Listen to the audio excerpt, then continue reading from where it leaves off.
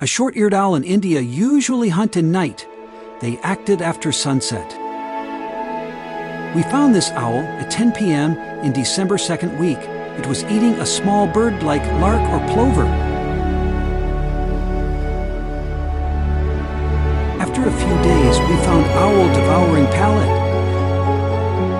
Palate formed by parts of kill which are not digestible, like feathers, bone, cartilage. We examined palate after bird left the place.